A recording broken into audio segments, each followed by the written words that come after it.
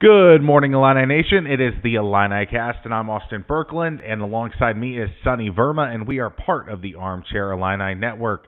And we have a big one today, Illinois versus Michigan State. Illinois was a team on the rise, and now with a couple losses, we'll see if Brett Bielema and his crew can right the ship a little bit and truly showcase that this is a great Illini team, more so than just a good to mediocre Illini team. So, Sonny, let's get right into it. Illinois, Michigan State on this beautiful Saturday. What are your initial thoughts going into this matchup, and how are you doing, Sonny? I'm doing fantastic. Probably a little bit more nervous than I should be for a team that's 6-3. Going into the final 3-game stretch of the season. If you told us at the beginning of the year we'd be at 6-3 at this point, I think we would have all taken it. But obviously, we've lost a couple of games in a row now. The fan base is getting a little uneasy. Brett Bielema, does have a history of struggling once the calendar hits November, it's here in Champaign in particularly. But, I've done a little research on Michigan State. This is one of those teams where I feel like we should beat. I know I felt like we should have beat Minnesota a couple weeks back, but that was a 50-50 game all the way till the end. This is just one of those games where, again, I'm hoping we prevail. I'm a little nervous that the spread has come down to -2 now. I think it was -3.5 for most of the week. So there's a little money coming in on Michigan State. But it's Saturday morning. Again, we're going bowling regardless. So that's nice to get out of the way. But my hopes are still we can win at minimum 2 out of the final 3 games. Absolutely. I mean, ESPN's FBI gives Illinois a 66.7% chance of winning. And I really think it really comes down to is, can Illinois stop the scramble of Childs? Like, this defensive effort, even with some of the injuries coming in, like Rosiak, it's going to take a team effort on defense to keep your responsibility, to keep your matchup. And if Illinois is able to do that, I think Illinois will win this game. And then offensively, can Illinois just be who Illinois is? Can Illinois be who Brett Bielema and Barry Lunny want this team to be? Have your great scripted plays in your first quarter, then get down and dirty into the running game. Have Josh McCray and Aiden and Khalil Valentine carry you the rest of the way offensively. Keep that time of possession. And if Illinois is able to extend those possessions, limit Michigan State's possessions, I think Illinois will win this game as well offensively. But this is a true test of Brett Bielema, because this is a team in Illinois, like you said, Sonny, that they've struggled to finish the seasons off. And I don't know what the reason is behind that. I don't know if other teams just can scout Illinois better. I'd love to know from like one of those anonymous coaching polls kind of thing, like how Illinois is able to reel off some early season victories but struggle at the end of the year. Yeah, and, there's a couple keys to the game. I think Jason kind of nailed one of the big ones I'm looking for. Luke Altmaier. That's who I'm going to kind of watch in particular today. We need a bounce-back game from Luke. Luke is the predominant reason we got off to the hot start that we're at, 6-1. He was playing like one of the 5 best quarterbacks in the conference. Last couple of games, he struggled a bit. Whether it's play calling, whether it's offensive line, whatever it may be. I'm not saying he regressed, but hasn't played to the level that he did at the early part of the season. I don't know if I need a big day from Luke. I don't know if I need 300. But what I need is mistake-free football. Stop fumbling the ball and losing it. Get 220 yards. Get maybe a touchdown or 2. But just look poised out there. Just make the right decisions. Make the right throws. Because, again, these final 3 games are all winnable. I think we're going to be favored in all 3 games. And quarterback is one of the biggest factors why. I think, us having Luke can make up for some of the deficiencies we might have at other positions. And so he's the main guy I'm going to take a look at today, just to have a bounce-back game. Yeah, I mean, the beginning of the year, Luke was one of the smartest quarterbacks, not only in the Big Ten, but in the country. He was taking care of the ball. He was making the right reads. And, of course, having some 50-50 balls go Pat Bryant's way helps out a lot in terms of perception of what a quarterback is. And those very well could have probably been some interceptions or some incompletes, and then Illinois is punting on fourth down. That's more credit to Pat Bryant. But Luke Altmaier's kind of went away from who he was at the beginning of the year, where he's not protecting the ball with fumbles. The interceptions against Oregon, that's one thing because they're the number one team in the country, but he did not play crisp at all against Minnesota. He was having happy feet in the pocket. He was throwing off his back foot at times. Like, it didn't lead to many problematic turnovers for the Illini, but you can definitely tell the confidence is a touch rattled for Luke Altmaier. So you hope against a 4-5 Michigan State team that Illinois and Luke Altmaier are able to ride a good wave of some positive momentum early on, because if you're relying on Luke Altmaier at the end of the game, a few games ago I'd been like, hell yeah, let's do it. But nowadays it's like, there's some question marks.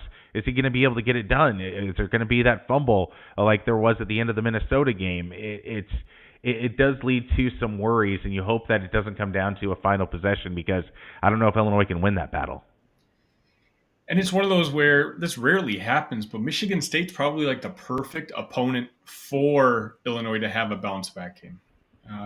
During my Michigan State preview for Locked On Illini, I got to converse back and forth with Locked On Spartans host Matt Sheehan, and he told me like their defensive line isn't all that great. They don't really get to the quarterback all that well, and I feel like that's what we need.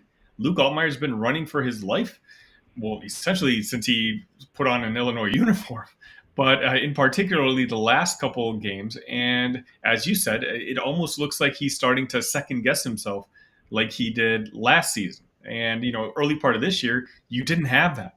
You had a very confident Luke Altmaier. You had a guy who, even when we were losing, you saw him on the sideline and he looked very confident. He looked ready to get back on that field and make a play. Right now, he has not maybe a hint of doubt. And you just want to eliminate that, because, again, if you have Luke playing up to his capabilities, no issue. I think we can take care of these final 3 games. Michigan State is a team that's still probably a year or two away from. They're probably where we were, a couple years back. It's like they've got a young quarterback who's very erratic. He can win a game for you, but he can lose the game for you too. 8 touchdowns, 11 interceptions for Childs. Exactly. I made the comparison, Austin. I'm curious what you think. He reminds me of Adrian Martinez from Nebraska. Basically so up and down. Like he can throw for big yardage and make some plays that think he's going to play on Sundays, but on other days he can lose you the games and he can get you out of them immediately. And the fact that we had a takeover, backfield, we've kind of slowed down on that the last couple of games. I think hopefully the Michigan State weaknesses line up really well with our strengths and vice versa. And I'm hoping that, Illinois can win a comfortable game today, because I feel like our fan base is kind of on edge right now.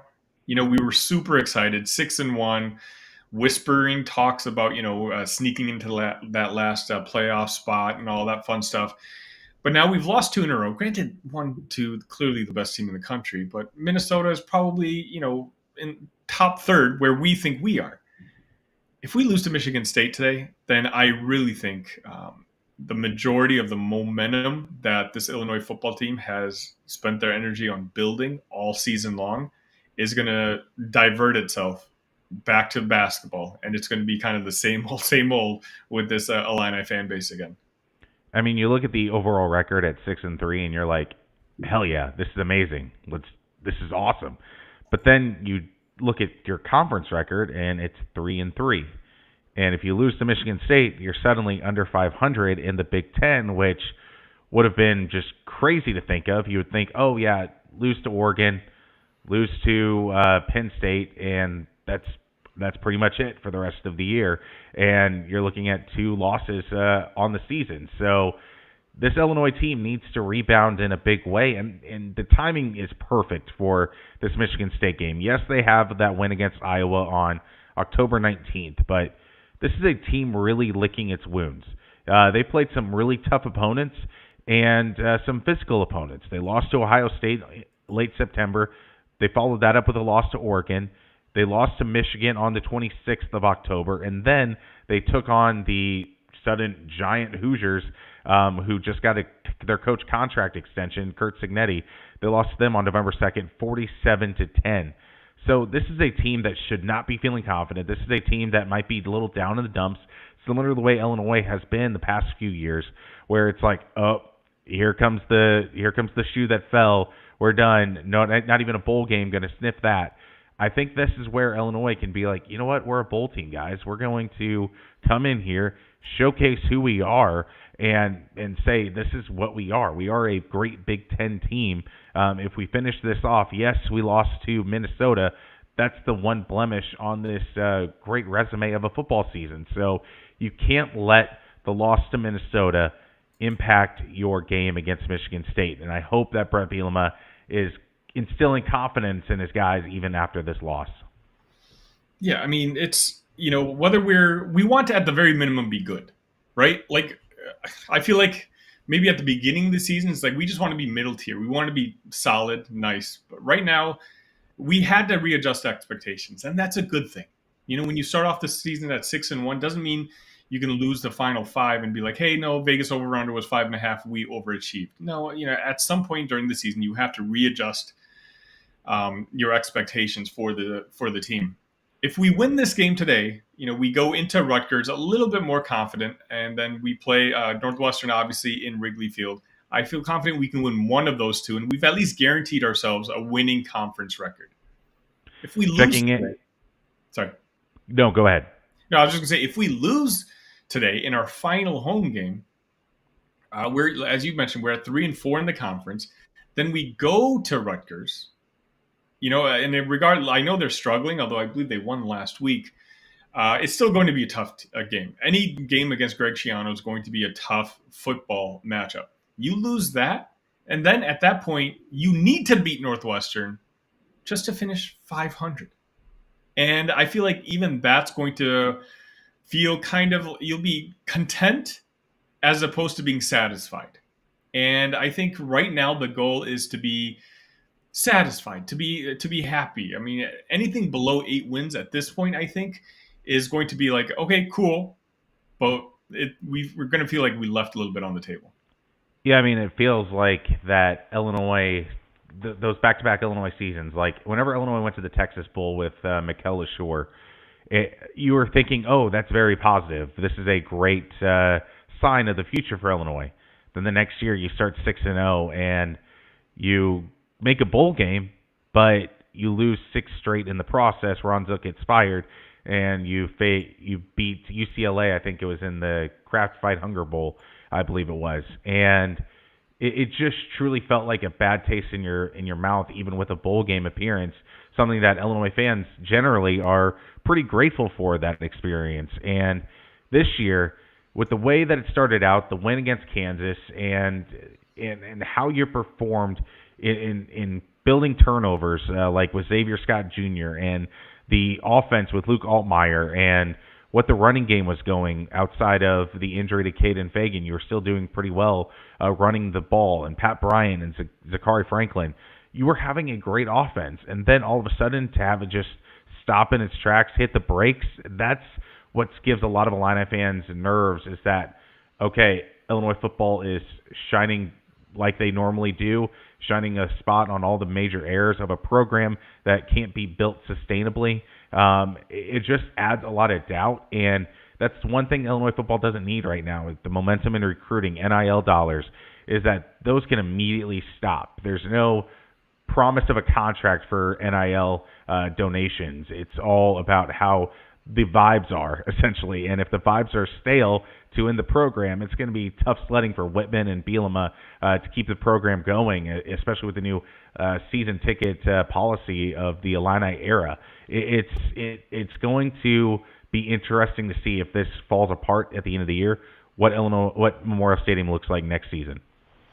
Yeah, fair or not, the leash is much shorter on the football side when it comes to this Illini fan base, and obviously it's because of the history of the basketball program. We're one of the most successful programs in the history of college basketball, and pretty much quite the opposite when it comes to the football team. But, it's frustrating. You and I think we're bigger football fans than the average Illini fan. So we see the potential for this football program under a guy like Brett Bielema. And, Brett's very clear. At least once or twice a month, he mentions the word NIL and what's kind of needed in order for the football program to reach its next level.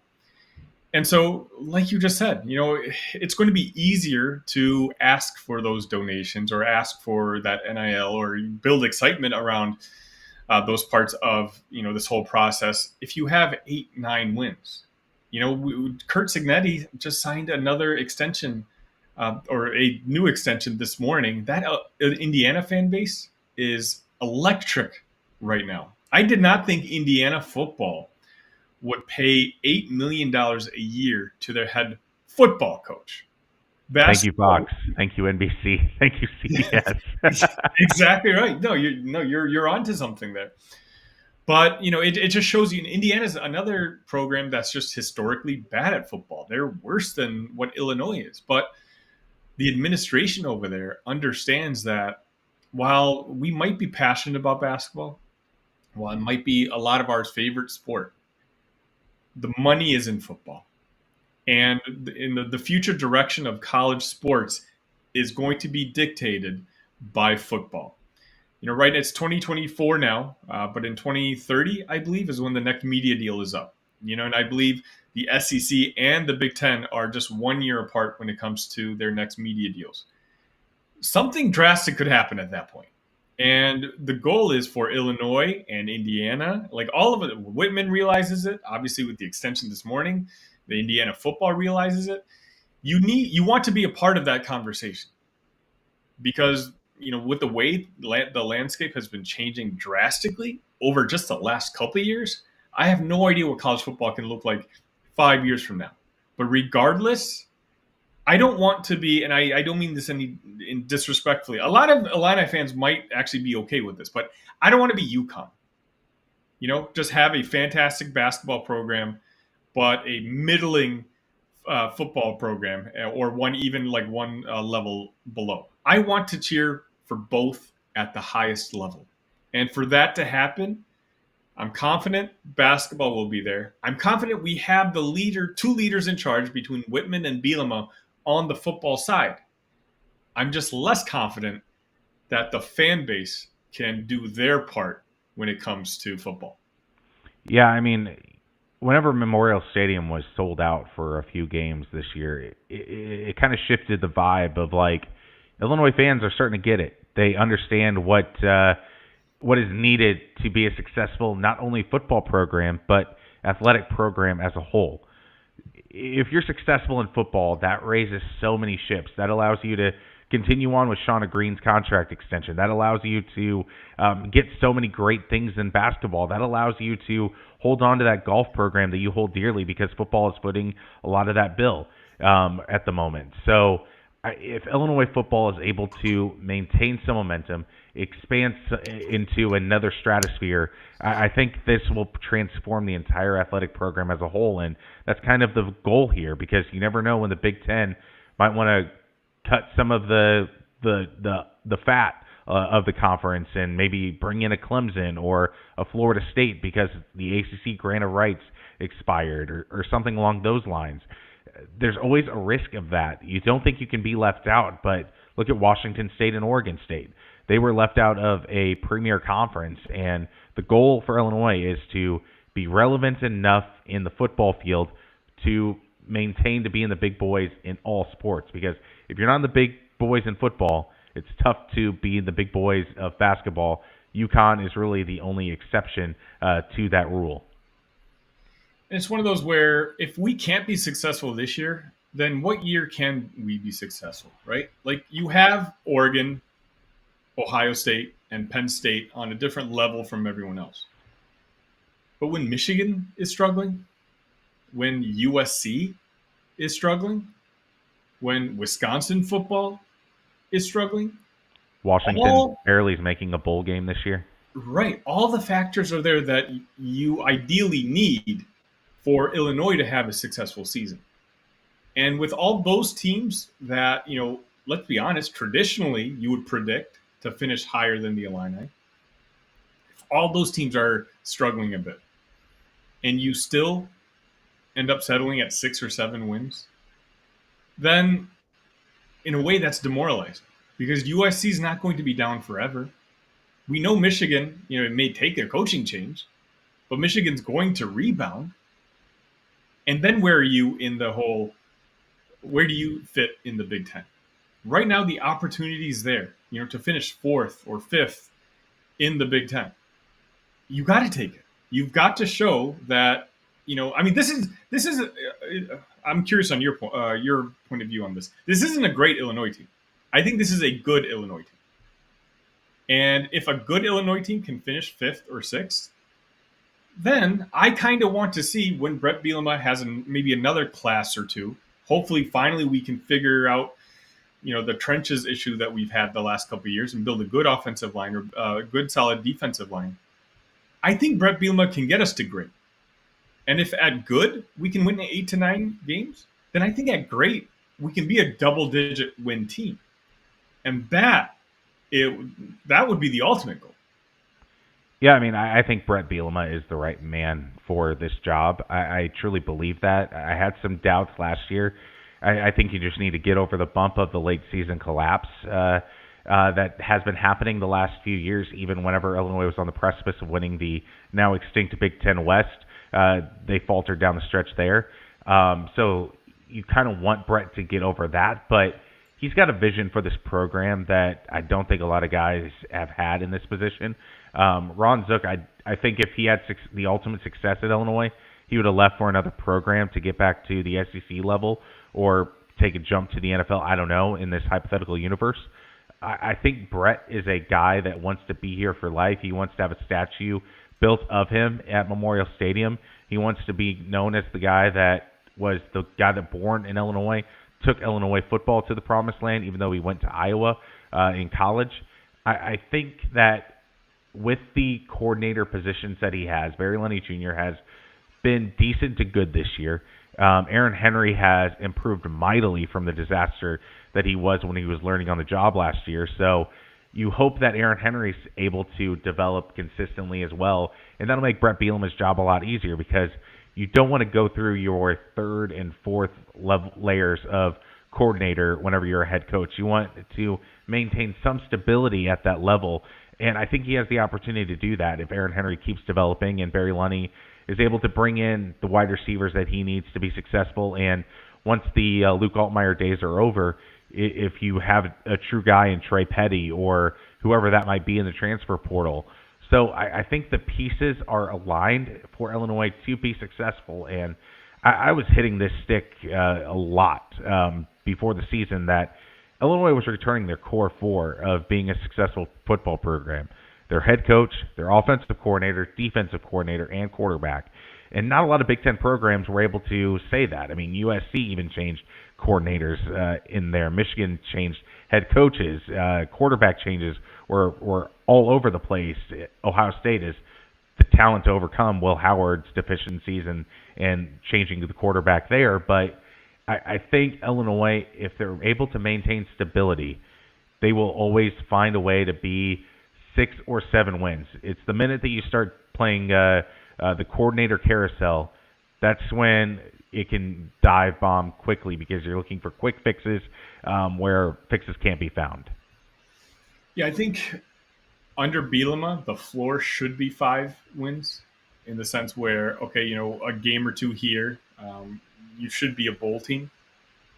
But 5 wins as the floor would be something that Illinois fans would have no choice but to be satisfied with for at least the next X amount of years, right? I'm not saying forever, but this was a tough job that Brett took over. Lovey had really not left much for Brett when it comes to the recruiting landscape and just where Illinois, where the brand mattered, not just nationally, but even in our own state. But over the next couple of years, he's had what, like 5 wins, 8 wins, 5 wins. Let's get to 8 again, if not 9. And then let's just set the floor at a bowl game every year. Let's just set that expectation for the next 5 years that, hey, come to Champaign, come to Illinois, and you're going to make a bowl. Keep in mind, Illinois, under Brett Bielema, well, it should always be regardless, is a developmental program. And so the 15 extra practices that come with the bowl game, are super important for a football team like ours, for the coaching staff to be able to give reps to some of the younger players, the next guys in line for future seasons. So those bowl games, not only are they important for recruiting purposes and for, brand purposes, but just on the field purposes. Because again, it gives those younger guys who may not have played as much during the season a chance to get more reps and get ready for spring ball and the following year. And with the bowl game, it allows you more time for those young players to be around each other. In the era of the transfer portal, where guys are always looking for that next jump to that next place, that place that might be healthier for playing time or how successful the program might be, if you're able to get a unit to gel together, then they might not transfer out because they're together more, and they're also more development time for Brett Bielema to see, hey, maybe I do need help here in the transfer portal. It allows some more eyesight time as well for you can do some more internal scouting if you're Brett Bielema. But let's go to some of the comments here as we move forward with the Illini cast. Jason Long, we already mentioned him about Luke to win this game, pass him for over 300 and a couple tutties. Curve 3000 says, yo, thank you for joining us, Curve 3000. Kirkland of Armchair Illini chimes in. Final score prediction for today and sub to ILLINICAST. Absolutely sub to ILLINICAST and sub to Armchair Illini on Twitter. Philip has Illinois winning 35-14. Jason Long says Illinois needs to have 1 or 2 turnovers to win, and I think you have the right quarterback for that. 11 interceptions for Childs.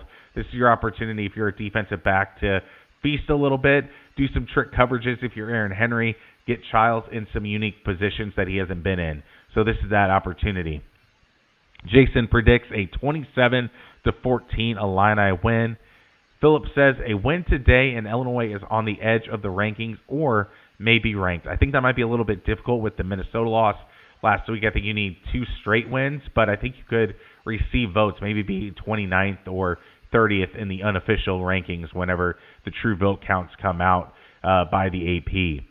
And then Philip also says, Rutgers beat Minnesota last week, but that was the Kalakamanis revenge game. Can't believe I said that name correctly. But props to you. Yeah, it's been a while. Kirkland predicts a 31-20 victory, and then Philip also chimes in and says, Bielema bowl game 2 of the first 4, then 3 of the next 4, then playoff appearance 1 or 2 times. Time to time, he's been here 12 years. I would take that. Sign me a couple playoff appearances, absolutely. You were on the precipice of it this year until the Minnesota loss. Like, I think if you truly won the rest of your games, I think you would have been like 14th or 15th in the rankings, missed out like by 1 spot because of the Group of 5 champion being in the playoffs. So I you'd think be in the conversation. Yes, you would have landed there. So I would take that wholeheartedly. With 12 teams in the playoffs, there's less excuse for missing the playoff. I'm not saying that I expect it every year, but just knowing that if you have a favorable schedule, if you're limited to Ohio State or Oregon and not both, then you have a legitimate shot of that. But I know in 2026 that schedule will be a bear if you look at it currently. So there are some years that it will be 6 wins. There will be some years that will be very, very close or in that college football playoff. And if you imagine if you were hosting a playoff game in Champaign, that atmosphere would be insane in Champaign. Any final predictions for today? I have Illinois winning 21-10. I think that Childs will get like a scramble touchdown, a field goal, but I don't believe the Illinois offense will be clicking too terribly much. It just feels like one of those cold November games that just kind of you run, get a few touchdowns on the ground, and nothing looks too fancy. It's more like 2 yards in a cloud of dust, 2-yard touchdown kind of thing. Nothing like that's going to be a breakaway of the offense, but I think Illinois' defense gets enough done in this game. What do you think? Well, I don't know what cold November means anymore. I'm now in Austin, and it's 80 degrees outside every single day, even now. My final prediction for the game was 27-20. Illinois. It's kind of the same reasoning as you. I think we just want Luke to play well. It doesn't have to be fantastic. Just build that confidence back up. Have a good Luke Altmaier game similar to that he had earlier on in the season. And I think that, we have the quarterback, especially the fact that we're at home. Hopefully the crowd, we can at least throw 50,000 out there. It's senior night. One thing I want to mention before I forget is let's take a note to see who does that senior appreciation walk, before the game starts. Because last year there were a couple surprises. I remember it was Tip Ryman, who many were kind of surprised that he took the walk. We can kind of get a glimpse of who may have had like private conversations, who we might have assumed were going to be returning next year, but maybe they have different aspirations. So that's something to definitely pay attention to before kickoff. But 27-20, I think Illinois rights the ship. Last game at home for this year. We, send these seniors off. Pat Bryant, an incredible career here at Illinois, just slowly building, leveling himself up. Really proud of him and the player that he's turned into. But I think, it's the toughest game on the schedule, in my opinion. But I think if we win today, I genuinely believe we win out the rest of the season. Yeah, absolutely. I mean, the seniors, credit to what they've done in this program. I mean, lifting the boats from being a 2 to 3 to 4 win team consistently for Illinois, and then them being the backbone of being a 5 win minimum kind of team in a program. So they've done a great job developing with Brett Bielema, and it's hard to believe that this group that doesn't necessarily have like the star power has been able to lift this program to the level that they have. So credit to the seniors, credit to Brett for developing them, and now we're in a spot where we're getting greedy as Illini fans, and I love it. I love it personally, and yes, there are going to be those 6-win seasons, but my goodness, you have an opportunity to really propel a program further, but it's all going to be on the backs and the foundation of what these seniors have done. But before we switch to basketball, I do want to get to Philip's last comment, because this is actually something I've thought about all week long as well. This is the revenge game from 2 years ago. 2 years ago, we lost to Michigan State, and that kind of started the snowball where, you start the season 7-1, and ultimately we finish at 8-5. So that's why, I've thought about that all week, if I'm being completely honest with you, and that's why I'm kind of on edge about this game. I talked all season long about how proud I am, where Brett Bielema has talked about how when he took over the program, he knew that he had to build a mindset that if the game was 50-50 at the end, the expectation was that they were going to win. And I think this year, for the most part, they've done that. But you also have these lingering losses from a couple of years back, which I don't want to have to think about in the future anymore. I don't want to have to think, if we win today, if we win against Rutgers, if you, again, finish 2 out of the last 3 at the very minimum, then next year I'm not worried about a November swoon again. I can move on from that. And, that's just me being selfish, that I want to be in a healthy state of mind when it comes to football and fall. Absolutely. And I do want to mention Malcolm's comment before we head to basketball, too. Illinois needs 2 more recruiting seasons to build real depth. After Oregon, Minnesota was almost a guaranteed loss due to injuries, they had a week to make adjustments to deal with a linebacker loss, and X is 100%. I think you're right here. Yes, there are some great starters on this Illini team as a whole, but, yeah, that 2 deep needs to elevate a little bit, because you look at some of the elite teams in the country, I'm talking like Texas's and Georgia's and the likes, they're 2 deep and 3 deep could be starters at a lot of other programs in the country. And Illinois needs to not get to that level, but partially get to that level where it's not an immediate just downfall whenever a starter loses their spot due to injury. So I think that's the next step of a great Illinois program, is building that depth. Malcolm, you are completely correct on that. Kirkland echoes the same sentiments. Got to build recruiting, got to build depth. Late season equals beat up rosters. Illinois just now to a point where certain positions have depth.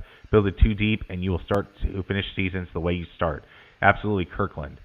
But now let's switch to the hardwood, as Illinois' opponent, Alabama, next Wednesday, they suffered their first defeat to none other than our friends, To the east, the Purdue Boilermakers, an 87-78 victory in Mackey Arena. Purdue takes it. Kaufman Wren was the leading scorer for Purdue with 26. Then Philon had 18 points for Alabama. But I come in to this morning thinking Illinois has a really good chance of beating those two programs. Yes, Oakland was a dogfight, but that's just the way Greg Kampe likes to coach basketball. But I think this Alabama game isn't as difficult as I initially anticipated. There were some scoring woes that Alabama had at times that Illinois can take advantage of with their offense. Yeah, I mean, I predicted us to lose this game on Wednesday, but I do think that Illinois, if they play their A game, has a chance. It's different. Obviously, Purdue got to play them at Mackey, and Purdue's a little bit more of a veteran team than we are. But so I think the circumstances are, not exactly apples to apples. But Alabama's still a very good basketball team. Purdue was just shooting lights out. They just play at a different level at home, and I don't like giving them credit, but credit is due, right? Like, they lost arguably the greatest college basketball player of all time last year, one of the best six men in the league last year, and here they are beating the number 2 team in the country. So credit is due there. But I think if Illinois is able to make a couple adjustments, and I'm sure we're going to talk about what we want to see in this game, but it's a game that's absolutely winnable. I'm very curious, and I keep checking about what the spread is going to look like. I'm guessing probably Alabama -8 or so, just because the game it's not home, but it's close enough to be a home game. I think we can keep within the spread, but if we play like the way we did against Oakland, where it's just more, the team's still trying to figure itself out, right? Like, if we're being realistic here, this team has only played 4 games on the same side and against an opponent. And so that's just a tough adjustment for any team. One of my bold predictions, with you was we're going to lose all of our out-of-conference games, the marquee ones at least, this season.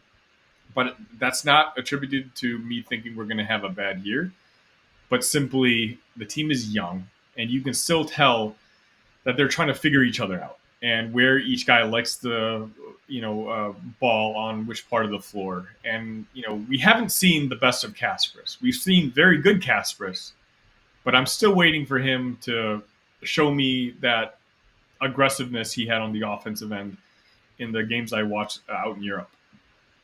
Absolutely. Like, you look at Purdue's stat line last night of only 3 turnovers. KJ had 3 turnovers himself against Oakland, pardon me. So I think the key against this Alabama team is to limit the turnovers, similarly to what Purdue did, and avoid getting the block shots. Cliff Omoruyi, the former Rutgers player, he's now at Alabama. He had 4 blocks against Purdue last night. So I don't want a repeat of Illinois-UConn, which I don't think Alabama is what UConn was last year. But you truly need some aggressiveness from KJ. You need him to start scoring the ball a little bit more, looking for that. And maybe in this game you shift Will Riley into the starting lineup. I know you don't want to take away a great bench scorer. Maybe you move Trey White into that environment where he can be the microwave scorer off the bench alongside Dre Gibbs.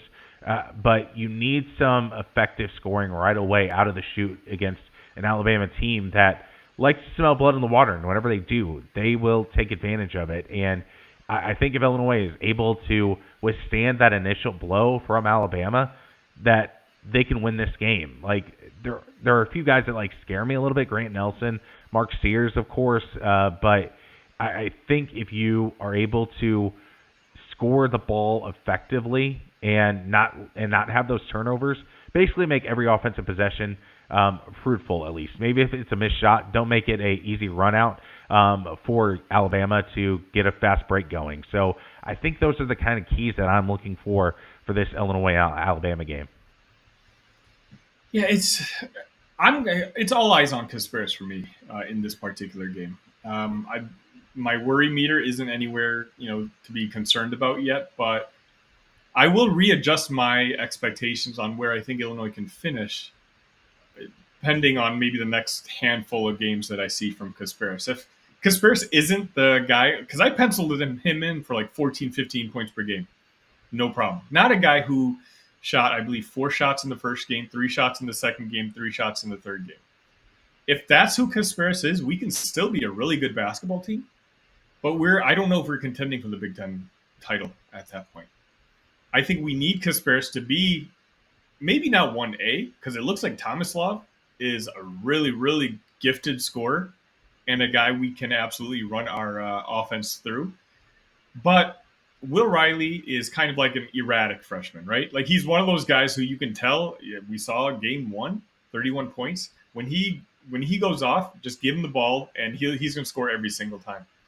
But watching him against Oakland, he made shots way more difficult than he needed to make them. And I think he finished 2 for 8 or something like that. I don't know if Will Riley right now is a guy, in particular against Alabama, that you can really just count on and be like, hey, be our ace scorer. I think Kasparis has a very, and I've talked about this all offseason, one of the things that really drew me to him was his high IQ level. Like he knew what plays to make. He knew when the team needed him, but he was always good about finding his teammates, on the basketball court as well. And we've seen the part about him finding his teammates on the basketball. He's done a fantastic job being the engineer of this offense that we've had. But what happened last game, Oakland, which was his worst game in college basketball? Yeah, 5 turnovers total. And we scored 66 points.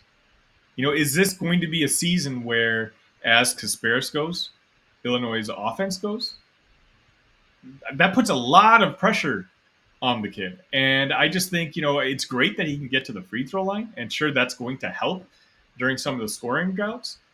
But at some point, Kasparis needs to put his foot down too and let folks know, hey, I'm here. You need to worry about me. I'm not going to keep passing up wide open 3-pointers to drive to the rim to dish it off for a layup. The threat needs to be there, because otherwise, again, outside of Visic, then we're counting on Will Riley to mature a little bit later on in the season. And I just don't know if we're a top 2 or 3 team in the Big Ten without a Kasparis that's shooting the ball at least 10 times a game. Right. I mean, KJ is a potential lottery pick. And to be a potential lottery pick, you got to be able to score the ball. I don't care how great your defense is. I don't care how well you pass the ball. In today's NBA, they want 5 guys out there that can score at any time. There are extreme exceptions to that rule, yes, but KJ isn't good enough to be one of those exceptions. So he's going to have to be aggressive in scoring the ball if he wants to be the guy that he wants to be in his basketball career. Maybe he's a two-and-done player. I don't know.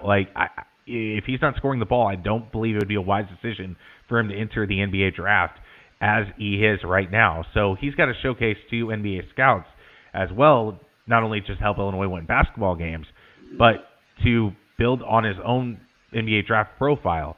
You can't go just 0 for 3 against a team like Oakland. Yes, they do a good job of mucking it up. He had 5 turnovers in that game. Trey White had 4 turnovers. But KJ is the main focal point of this team as of this moment. And if he's not delivering, it does limit Illinois' season. You're right, Sonny, about that. And that is something that I am watching out for. Another thing that I'm watching out for, though, in this game is Tomislav Visic. Can he stay out of foul trouble?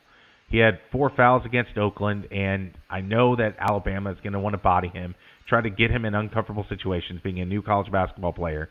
And if he is able to keep out of foul trouble, I think Illinois has a legit shot at winning this game. But 4 fouls against Oakland does give me a little pause of how long can he stay out on the court against Alabama. Yeah, without Tomislav, who has been the best player on Illinois basketball this season, then the night is going to be a lot longer on Wednesday night. Tomislav, you're talking about a guy in a conference that is full of good big men, might honestly be the best big man in the conference. He is the reason right now that I'm still optimistic that, we can win the Big Ten Conference this year. He's far exceeded my expectations.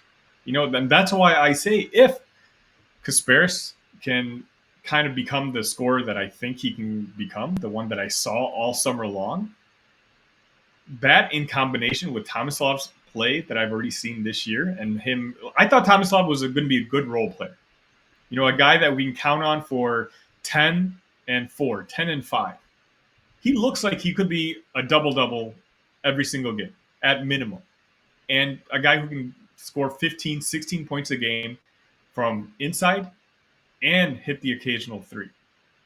And that is something that I didn't factor in coming into the year. So that's why if Tomislav is playing like this and Kasparis can start the scoring a little bit more aggressively, and you know I know people say the Big Ten is down, but you know what? Purdue yesterday just beat the number 2 team in the country. Wisconsin, unranked Wisconsin, just beat Arizona yesterday, the number 9 team in the country. Yeah, Philip referenced that. What the crap happened last night in Madison? Wisconsin getting an all-time game against Tangi, 41 points, beating Arizona. That is a wild stat line. That if Tangi is who Tangi was last night, Wisconsin has a chance to propel into one of those double byes in the Big Ten Conference tournament. So that's something to watch out for. Wisconsin doesn't ever lay down completely as a basketball program. Greg Gard, for as many faults as he has a great job. He does a great job of maintaining a floor of a program. Philip says Purdue played about as well as they could have last night, absolutely, and that comes from offensive rebounding and Fletcher Lawyer just being the beneficiary of all those offensive rebounds. It truly feels like whenever you watch Purdue play.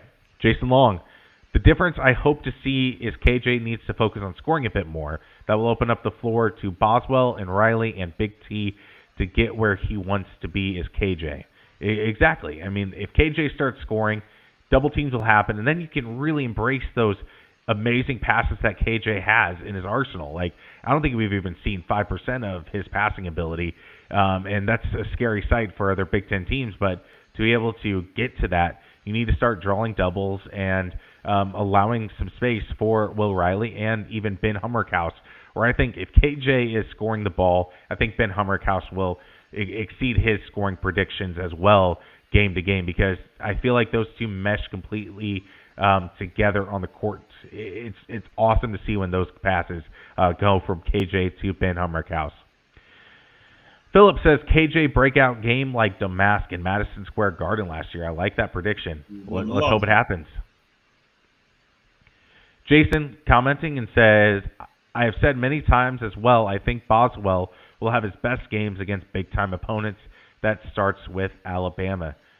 He might be just that big game hunter, Kylan Boswell. I mean, maybe he's a little bit bored with some of this because he's been in college basketball for a lot longer than a lot of these other guys have at this point. So maybe a game like Alabama will raise his focus level and his intensity that just hasn't quite shown yet in these early season games. But I truly think that Kylan is going to be fine. It's just a little bit of a lull to start the season, like last season ended for Arizona.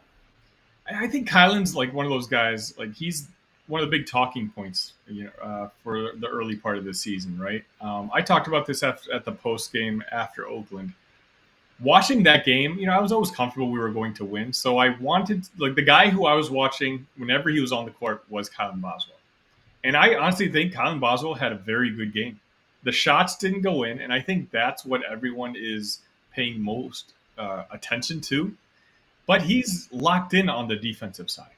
And that's kind of what this team is kind of lacking. We basically have Kylan, Trey White, and on occasion Morez Johnson. But I think if Kylan can just make those open jump shots, he doesn't have to be a scorer, but a threat to score. I don't mind the idea of having a Kylan Boswell who's not worried about scoring, but his purpose is to make Braden Smith's day tough. You know what I mean? Like, give him one sole focus, and that's to harass and make the opposing guard's day rough. Because if the opponent's best guard is having a rough time scoring, we know this team can score. And so if Kylan can take out the other team's best weapon, I don't need 15 points from Boswell. Give me 8, from 3 of 5 shooting.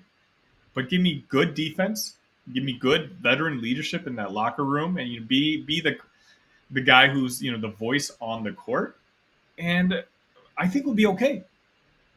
Yeah, Kylan's got to be the Ty Rogers because you no longer have Ty Rogers right now. Like he's got to be the guy that's like, hey, I know things aren't going well right now, guys, against Oakland, but we know who we are. KJ starts scoring the ball. Will Riley, do your thing. Like I think that's going to be Kylan's messaging right now until those jump shots start falling. And I think that he is a guy that Illinois needs to be successful. Like I know Dre Gibbs has had a really phenomenal start to the year, only 7 points against Oakland, but a lot of guys struggled to score unless your name is Thomas Lopavicic. But I think Kylan is definitely needed on the defensive side of the ball where you do have a lot of lacking because Will Riley, as good and talented as he is, he doesn't have the Big Ten strength yet. And I don't think that will ever come until he gets into that NBA locker room after he's drafted after this season. KJ still has some issues defensively. So you need a front court defensive weapon, and I think that's clearly Kylan Boswell. I think it's just one of those where if Kylan Boswell wasn't Kylan Boswell, the former 5-star / 4-star, grew up in Champaign, the kid coming home, the first star that we got this offseason, if his expectations coming into the year were lowered and they were more adjusted, I don't think anybody would be talking about Kylan. I think, in fact, they would be talking about Kylan, but talking about how impressed and how important he is to this rotation. But because of his background, because of his history, there's a lot of people out there who some may even have wanted him to be the best player on this team. And so there's kind of some readjustments happening there. So me trying to just blank out and trying to appreciate Kylan for what he's doing on the court, I think he's been super important to the 3 victories that we've gotten already this year. And I think he's going to be vital, especially for a team like Alabama, who's just got scorers everywhere. Again, we just saw Purdue beat Alabama. Like, Braden Smith is not a big guy. Kylan is a guy who can make Braden Smith's life tough. There's some pretty good guards in the Big Ten as well. And so if Kylan can just focus on the defensive side and then just hit the open jump shot that Kasparis is going to give him, guys like Avicic and Hummerkaus, the 5-out that we've been playing, he's going to get the open shots. He just needs to not be timid when the ball gets in his hands. Just either attack the rim or shoot the ball when it's in your hands. And I think you'll be okay. I said this in the preseason show that we had, and I truly believe it still to this day that there's going to be opportunities where some of the guys ebb and flow throughout the year, and maybe this is more of the ebb for Kylan Boswell's season, and maybe he's going to mimic what Quincy Guerrier did in the front as a forward, where there were some games that Quincy just did not show up for, and then there was this time in the season where Quincy just did amazing things, and he was the leader, and he was the guy that was scoring the most points for the Illini, and then he ebbed again. So maybe that's what Kylan Boswell is going to be as a guard, is just in his scoring ability, just ebbing and flowing. But if the defense stays the same, I will take that 9 times out of 10. Absolutely. I mean, because you need guys that have a diverse skill set, and right now Illinois doesn't have the true defensive identity that I think Brad Underwood would like, and maybe that's where Kylan Boswell can truly shine. And going for an overarching preview of this Illinois-Alabama game, I think a lot of fans don't necessarily know what Alabama's done this season so far, and it hasn't been truly that impressive. Against Arkansas State, they only won 88-79.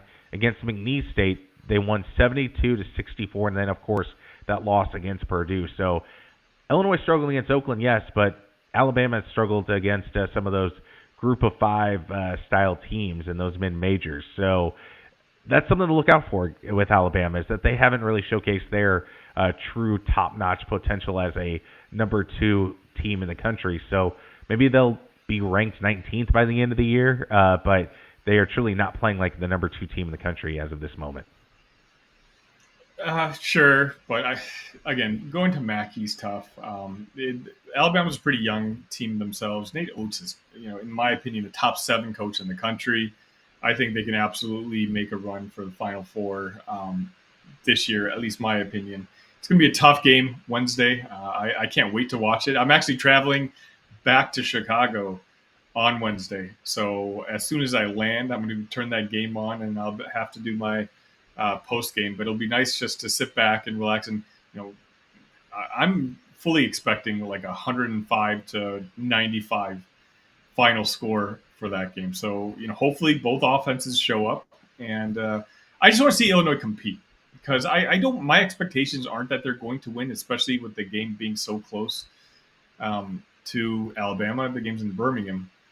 But if this team can compete, then we're going to remain in the conversation with the Purdue, who just beat that Alabama team, with Wisconsin, who obviously is sky high right now after that big victory over Arizona. I do think that Illinois just needs to stay in the conversation, because I think the more minutes these kids have on the floor together, especially against top-notch competition, once that Big Ten season rolls around, I'm excited. I really think that this team has a very high ceiling.